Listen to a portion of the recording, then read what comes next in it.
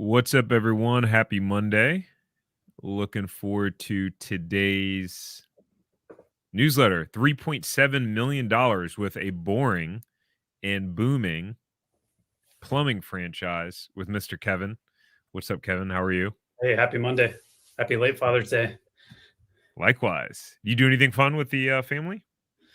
Or We what had they do for you? Yeah, that's a better I got to make myself dinner. Yes. No, I'm just kidding. No, it was good. Yeah, we did some pool time. It's pretty casual. So, yeah, I was just looking at myself in the preview. And I'm getting more and more grays. So I feel like that's part of fatherhood, right? More of my grays in my beard here. Oh, yeah. Yeah, I FaceTimed my dad yesterday, and he was like, why you got all that gray hair? It's like, well, I think entrepreneurship has done that to me. Um, Yeah, we both that owning a business and having two kids under the age of 4 or 5 will do that to you. I feel like. oh, 100%. Yeah. I mean, if I did shave it all, though, it'd be hard to tell. I'd probably look like a 25-year-old again if I just fully shaved. Cool. Well, welcome everyone. Today, we got a bunch of things we're going to go over. All exciting. A business where the top owner does $3.7 million in sales. We're going to talk about a staffing resale that's been in business for 11 years. We're going to talk about a franchisee's success with a boring business. And I got to interview a CEO on the Franchise Empire show. So for those of you who this is your, first time, or if you want to get these in your inbox every Sunday, you can just go to franchiseempire.com/newsletter, and we send this out to you for free on Sunday morning. With that said, let's dive into this resale. What do we got up here first, Kevin? Yeah, and if you're listening in, I always like to get the questions coming in live, so we're happy to get those at the end. But yeah, the resale we have today is Express Employment Professionals. So we've talked about Express maybe once or twice, but it is a staffing firm. So I think they're the largest staffing franchise in the industry.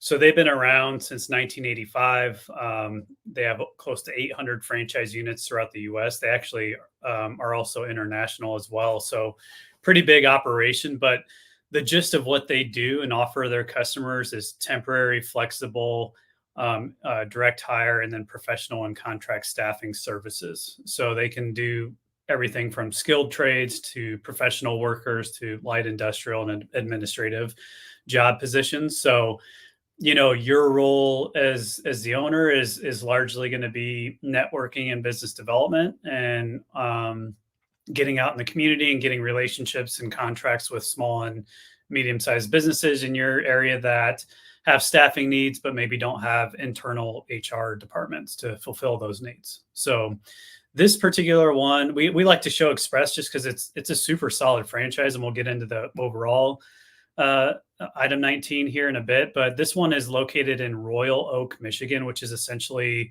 like a suburb of Detroit. So it's been around since 2013. They do want you to sign a NDA for the last 12 months profit and loss. But based on the asking price, I think it probably is, something worthwhile looking into if you're in this area and are interested in this type of business. So asking price of $585. 7 employees on staff. I think a lot of those are recruiters. So those recruiters are the ones that, post the job positions that are needed from your, business customers. They're going to do all the interviewing and make the actual hires. So pretty big staff, poised for growth. The Detroit suburb area, like I mentioned, this particular territory, they have a workforce population of close to 200,000 and close to 17,000 businesses. So pretty big potential in that market, seemingly. They do have an assignable office lease that's in place. It's 4,000 square feet, so pretty big office. And the current rent is $38.50 per month. So that would be something you could assume as the new owner. But yeah, I mean, this one we've looked at, the item 19 before, but if you look into the numbers, for 418 units open more than 60 months, their average annual sales was just under 7.2 million. So very scalable opportunity here. It's definitely something where people need to be comfortable with, like interacting with business owners and doing that B2B development and or managing a sales team that can get out and knock on doors and get those contracts. So however, 90% of the franchisees that get into Express do not have staffing recruiting backgrounds, which is interesting. I actually learned another staffing franchise recently. They're only taking on people that now have staffing industry experience, which I thought was interesting. So this is completely different than Express. But I do think Express has got a pretty, from what I understand, unique model in terms of like it's a numbers game on how you get business, and they have a very like specific system you follow to get that business. And if you're not willing to like hit the streets and follow that system, it's probably not a great fit. So yeah, it's an interesting one there, but let's see. Yeah, I mean, I think this is a potentially good opportunity if you're interested in kind of a B2B franchise model in the Detroit area. Solid. Yeah, I mean, we've shown some Express, before. It's one of the ones like this that have been around a while. We've talked about this, established in 1985.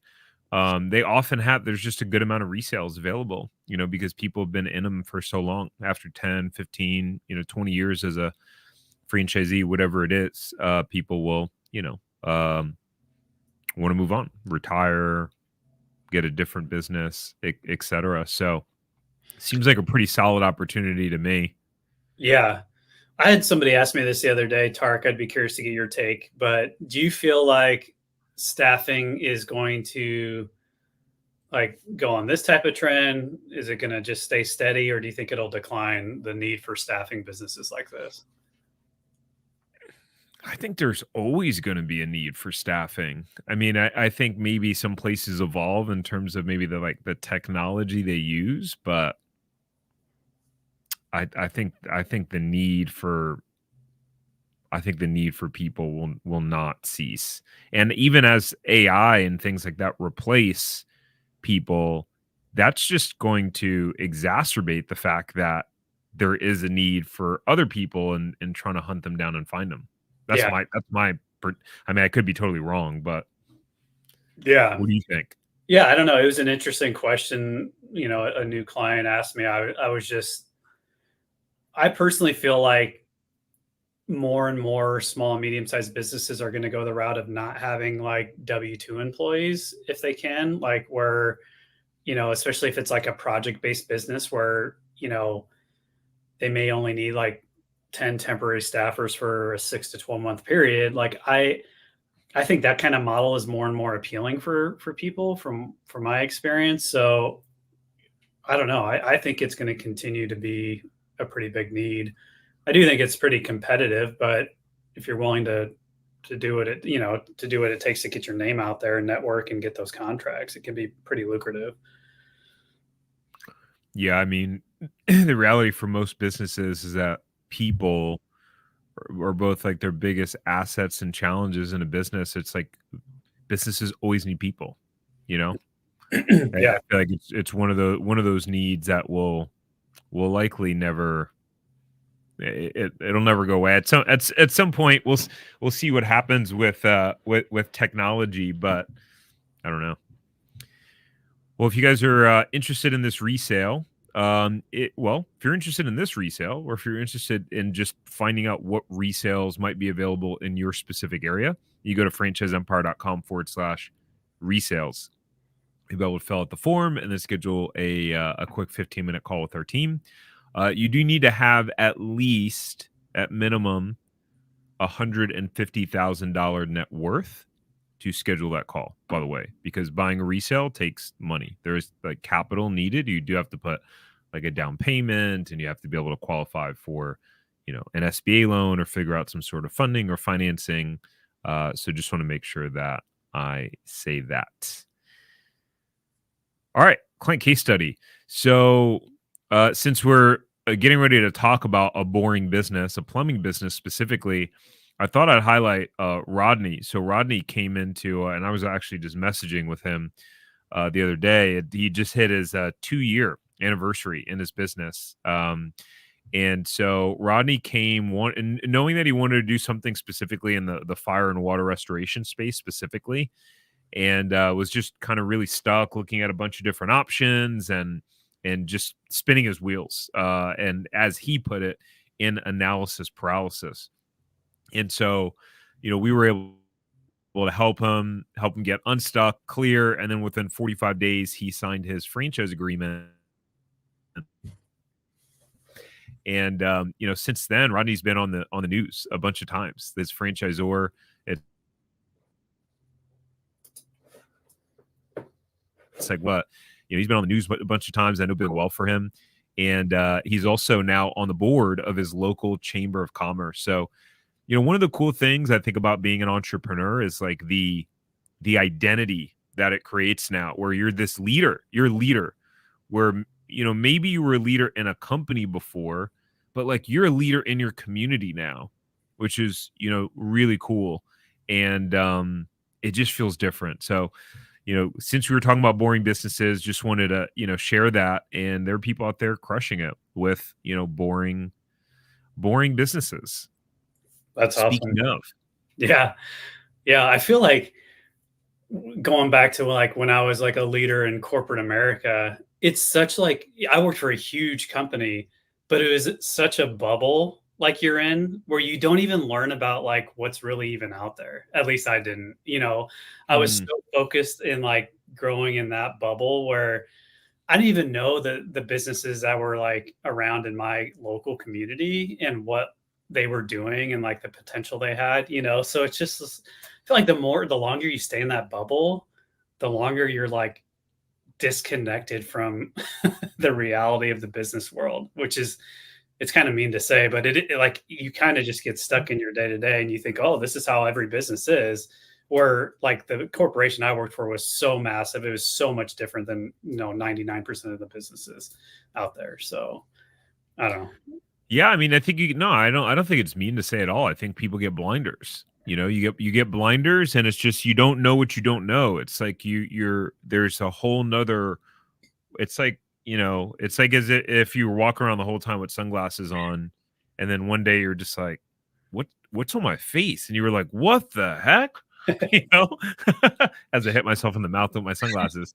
But so it's true. I mean, the entrepreneurship world and being it's just a completely different reality. And then connecting with other entrepreneurs and business owners, different conversations. It's I think that's one of the things that's beneficial in our program that we run, the Zero Profitable Franchise System, is just folks being able to see the messages in the Facebook group, connect with people, just start to take in information and just be around people that are making moves with their life and making business decisions. It's they say proximity is power. Who you spend your time with is it means a lot. So yeah. Let's talk about this one. So this one's called Benjamin Franklin Plumber. Kind of a catchy name you probably wouldn't forget once you see it, but this is one of those like non-sexy businesses that we really like. So it's been around since 2001. I think they converted to a franchise in 2010. I don't know for sure. It's been around for a while. Let's just say that. So they do plumbing services. They are part of Authority Brands umbrella. So Authority Brands is kind of similar to Neighborly. Authority Brands is an umbrella company that has about 15 different home services franchises underneath its umbrella. So a lot of buying power collectively as a network. There's referral relationships between franchisees, very stable financially. So there's some benefits to being part of the Authority Brands. And the other benefit is they do have like an HVAC franchise. They have a electrical franchise. So other franchises you could expand into as you grow your franchise empire. So it's cool that there's those other categories within that umbrella. But Benjamin Franklin is the plumbing one. Really like this one. They have, let's see, how many territories do they have now? If we keep scrolling. Yeah, 324 franchise units. So very, very well established. The total investment range is between 131 and 274. My understanding is that depends how quickly you add on another van and another plumber. So, they're going to help you hire that first certified plumber that carries the license you'll need. And then, from again, my understanding, within 3 to 6 months, you're going to hire another plumber because you'll have that person pretty busy. So, depending on when that timeline fits. So, one plumber per van. The van comes equipped with all the stuff you need, all the equipment and inventory you need for the plumber to do their job. But it's a very systemized business. They have a software system that they built internally that is used amongst a lot of their different brands. And it's used from all the way from CRM, customer inquiry, to like doing the sales quotations to collecting payment. It's a pretty fully integrated suite of software, which is cool. And then when you add another brand, you're not, there's no learning curve. You're still using that same software. So, Benjamin Franklin, like I said, does residential and commercial work. They do like installs, but mostly it's a lot of maintenance, drain cleaning, things like that. Let's look at the item 19 financial data. So they break it down by quartile. So I think we go to the fifth column there. Average gross revenue per territory in the top 25% is right around 2 million. Second quartile is doing 1.2 million. Third quartile still doing pretty good, 756, and then it drops off quite a bit at the end. Again, we've mentioned this before, but I do think there are like some owners that are actually been plumbers and they convert into a Benjamin Franklin and still kind of do the daily plumbing work. So I imagine those are kind of the bottom 25%, but overall pretty strong numbers. You can see here, and it's an industry that it's always like, I really don't see how technology is going to disrupt the plumbing industry anytime soon. It's a need-based industry where something happens, you have to call a plumber and get it done. So, I like this one quite a bit. We have a couple people actually looking at this pretty far down the path at this point. But Tarek, what are your thoughts on this one? Yeah, I mean, this is like another, as we would call it, Bluechip franchise. I mean, 324 franchise units, right? And something to clarify there, actually, this is, where I'm nerdy with all my detail stuff, but, franchise units don't necessarily mean it's the franchisees. Like those are probably territories that they have. So maybe they have like 200 franchisees, if you have people that own 2, 3, or 4. But what's interesting, and just to highlight the number that was included in the subject line of the 3.7 million, you can see the highest gross revenue of territories, or the highest performing territory does 3.7 million. The reason why I highlight that, someone responded to something, one of our emails and our automations or something, where he had an appointment set. I forget what it was, but he was like, the numbers you guys put in your emails, they never match up. And it's like, it's never, and I didn't understand the email. And sometimes, sometimes you just got to ignore what people say. By the way, as an entrepreneur, sometimes people just say things.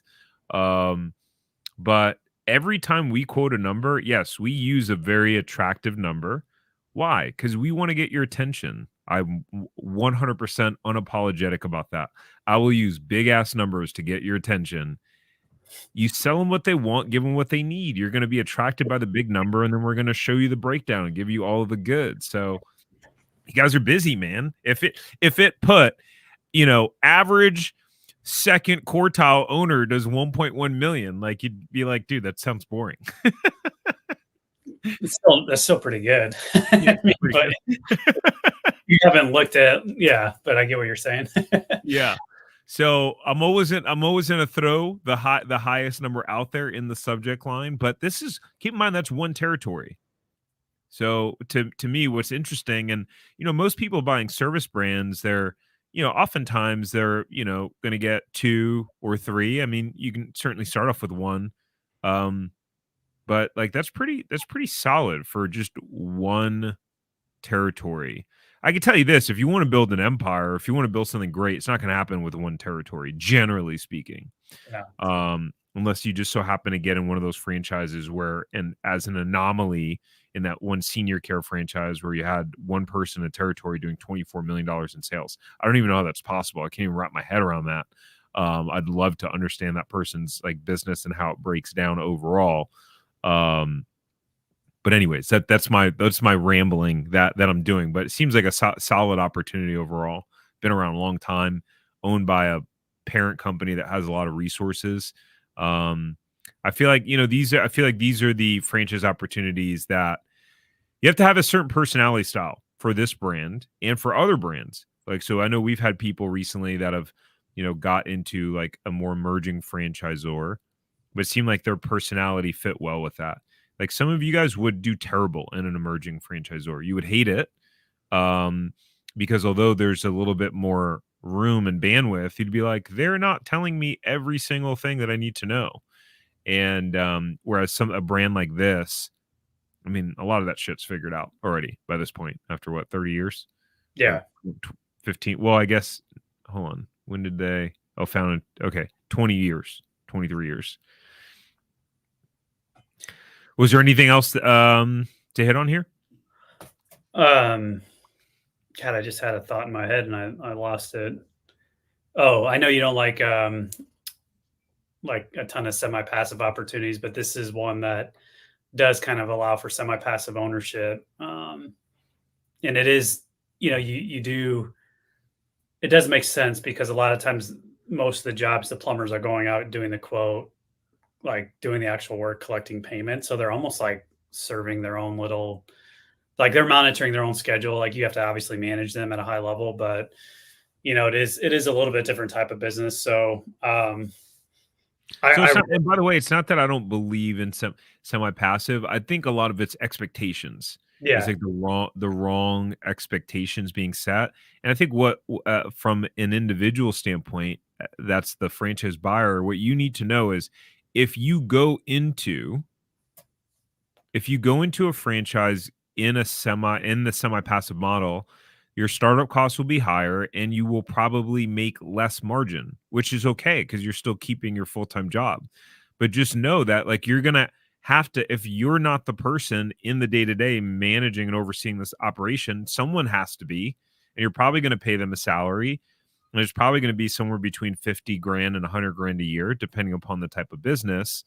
Right. And so I definitely think it's out there. I get frustrated when people are like, oh yeah, I'm only going to work 10 hours a week and I'm expecting it to be like smooth sailing. And I want to hit 20% profit margins. And it's like, well, like maybe you should go full time in the business then. If that's what you're trying to do.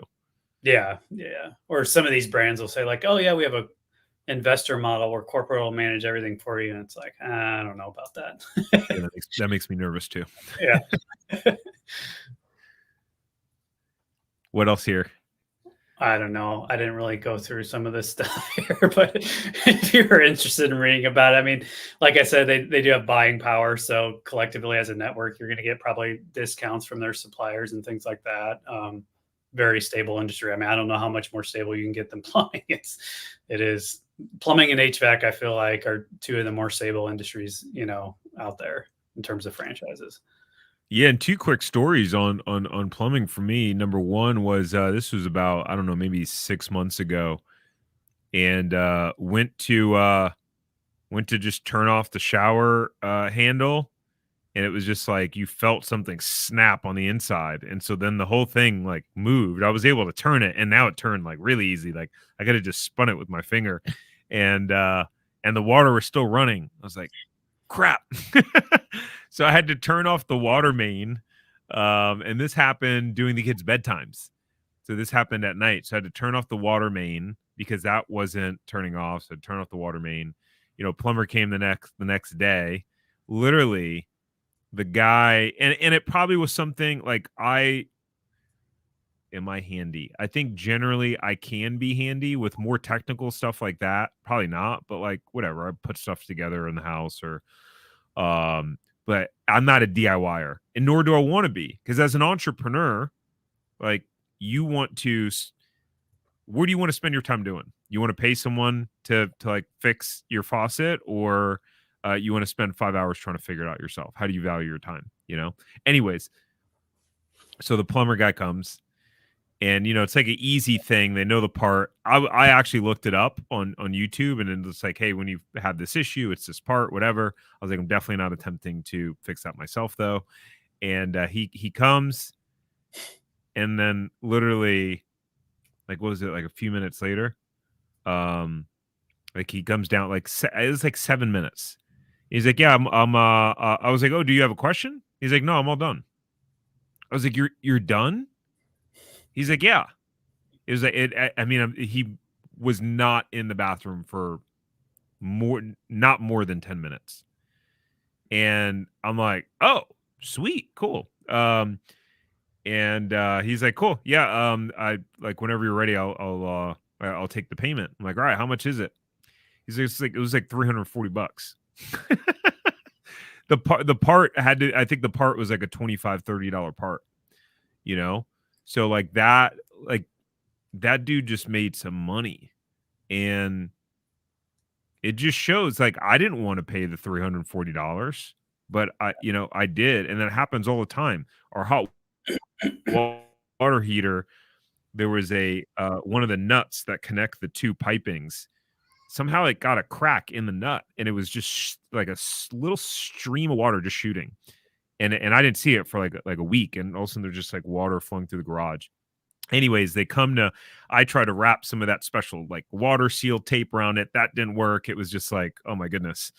Um, and this happened over the weekend. They didn't have anyone that could come until, Monday. And so the guy comes and basically is like, okay, it's going to be 400. It was going to be like 400 something bucks to replace and to repair it or replace it. And it was going to be like $2,000. But it was the hot water heater was 9 years old, and the lifespan on hot water heaters are like 10 years. Yeah.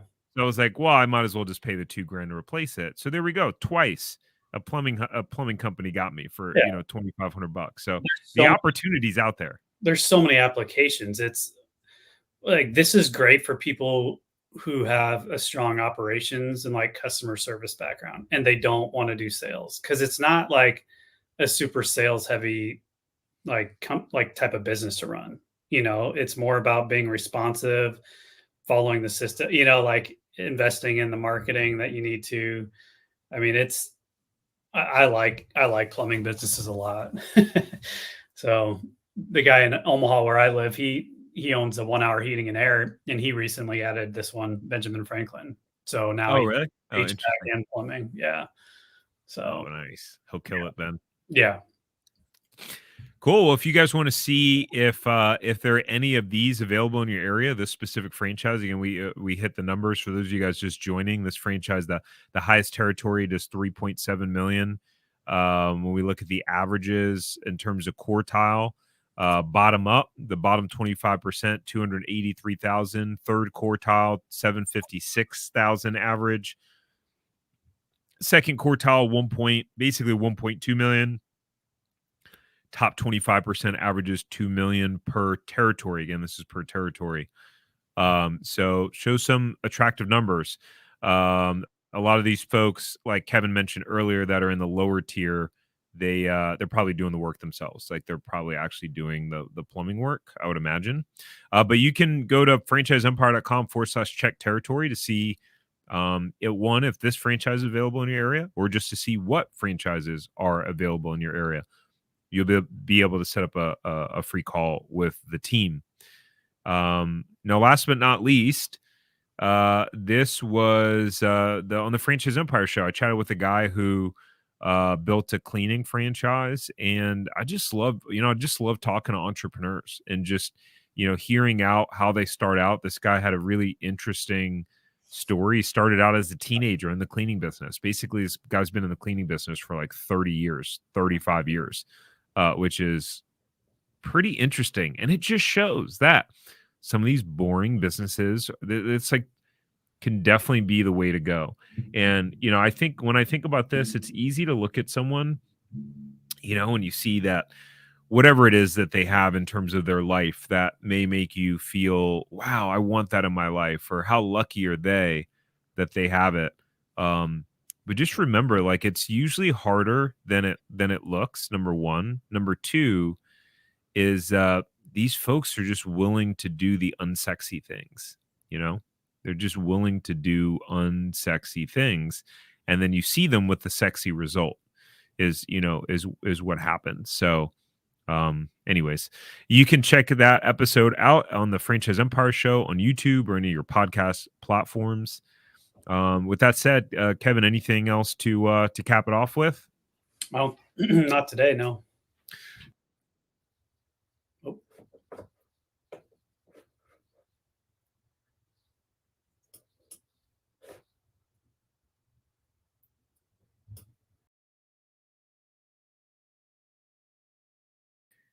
That was weird. I don't know how exactly how that happened. I got kicked out for a second, but anyways,